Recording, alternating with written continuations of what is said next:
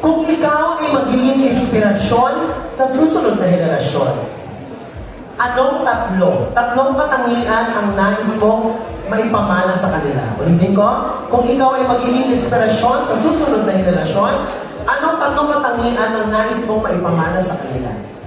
Kung ako ay magiging inspirasyon sa mga susunod na henerasyon, ano daw po ang tatlong katangian ng nais ko ipamana sa kanila?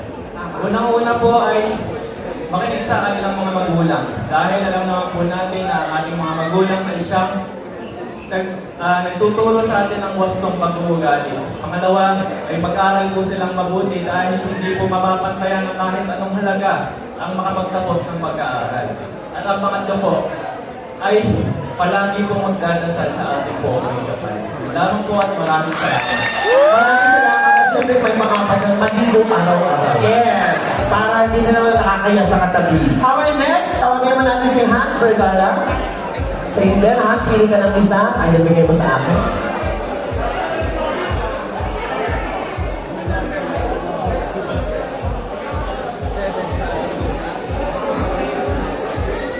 Okay, your question is, sa panahon ng digital media, paano mo gagamitin ang social media upang magbigay ng inspirasyon at maging ehemplo sa iba? Ulitin ko, sa isang panahon ng digital media, paano mo gagamitin ang social media upang magbigay inspirasyon at maging ehemplo sa iba? Sa panahon natin ngayon is talagang napaka-importante ng social media, high-tech na rin ang ating mga gamit. So, napakalaking influence siya na gagamitin natin ang social media dahil kahit saan man sulok ng mundo, may paparating mo informasyon na nais mong iparating sa ating lahat. So, kailangan natin gamitin sa dapat na wastong paggamit sa kabutihan na hindi na na-abuso kung paano ito paggamit sa social media. Maraming salamat. Dahil syempre, huwag natin click, share, and subscribe. Our next contestant, Joko Castro. Pili ka ng isa, Joko. Okay, akin.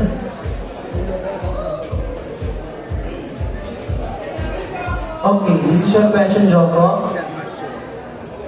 Okay. Joko. Okay.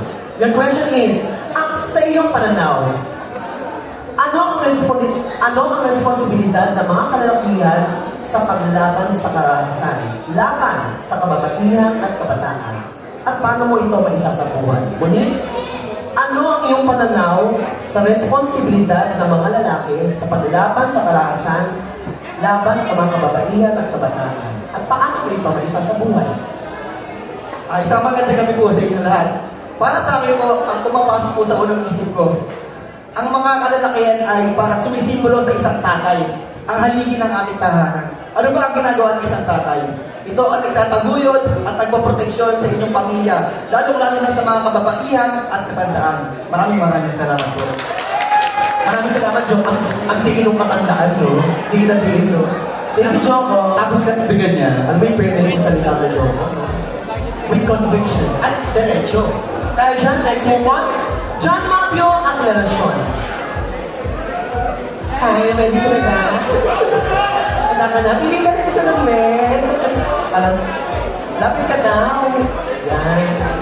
Handa ka na ba? Ready ka na?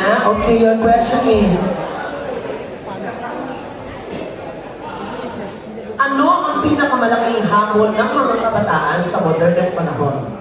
At paano mo sila mahihikayat na maging responsableng bahagi ng lipunan? Ulitin ko, ano ang pinakamalaking hamon ng mga kabataan sa modernong panahon? At paano mo sila mahihikayat na maging responsableng bahagi ng lipunan? Ulitin ko. Ano ang pinakamalaking hamon ng mga kabataan sa modernong panahon? At paano mo sila mahihikayat na maging responsableng bahagi ng lipunan? Para sa akin, pinakamalaking hamon na hinaharap ng kabataan ngayon is sila ay nagiging fragile, di tulad ng mga tao noon, kabataan noon, na kahit paluin mo, saktan mo, wala namang hindi magsumbong sa magulang, ngayon mga bata ngayon kasi masyado silang sensitibo sa mga ginagawa sa kanila.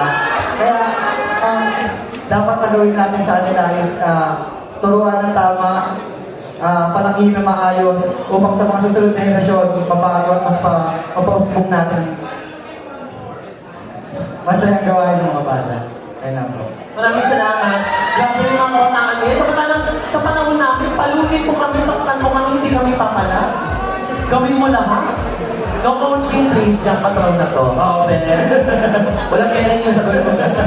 Last but not the least, Steve Marquez. At syempre, isang tanong na lang na leader sa'yo.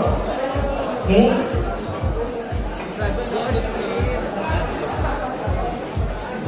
No coaching teacher. Teacher no coaching. Okay, your question is, kung ikaw ay bibigyan ng pagkakataong guhin ang isang polisina sa iyong komunidad, ano ito at paano ito makatutulong sa mas nakararami? Ulitin ko, kung ikaw ay bibigyan ng pagkakataong baguhin ang isang polisiya sa iyong komunidad, ano ito at ito ba ay makakatulong sa mas nakararami? Para sa akin po, para po makatulong sa aking komunidad, ang nais kong gawin sa kanila ay yung kanilang pagiging pagrespeto po sa bawat isang tao. Kasi unang-una po, bago ka po makarating at bago ka po magkaroon ng magandang kasama sa inyong komunidad, kailangan matuto ka muna ng respeto. Ang respeto po ay napakahalaga sa bawat tao. Kahit sa pagpupunta, kung may respeto ka, respetuhin ko rin po nila. Yun lang po, maraming salamat. Maraming salamat sa iyo. Yung tingin mo sa akin, parang may gusto kang idagdag. Pero ba? Wala. Mas tingin niya parang wala. Salamat! Ito yung amin our top 5 finalists. Nomer Alejo, Hans Vergara, Joko Castro, John Matthew Ateracion, at Steve Marquez. Palakpakan naman natin sila.